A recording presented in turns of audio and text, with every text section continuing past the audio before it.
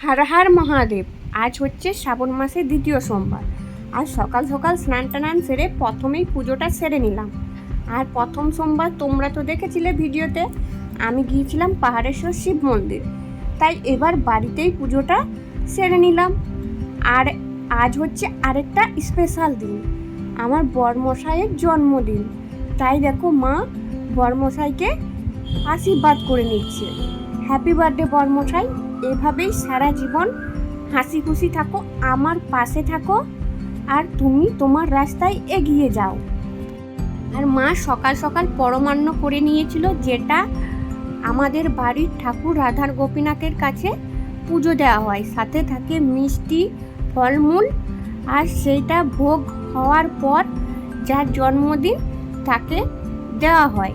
আর সেটাই মা দেখো আমার বরমশাইকে আশীর্বাদ করে হাতে তুলে দিচ্ছে। আর বরমশাই প্রসাদ খাওয়ার পর আমরাও সবাই প্রসাদ খেয়ে নিয়েছিলাম, কারণ যার আগে জন্মদিন তাকে আগে প্রসাদ খেতে হয়, তারপর বাড়ির সবাই গ্রহণ করে। আর এই দেখো পরমান্ন ভোগ ও ফলমূল সব ভোগ। আর তারপর সোজা চলে গেছিলাম লাঞ্চে। আর লাঞ্চের সম্পূর্ণ আয়োজনটা আজ মা একা হাতে করেছিল।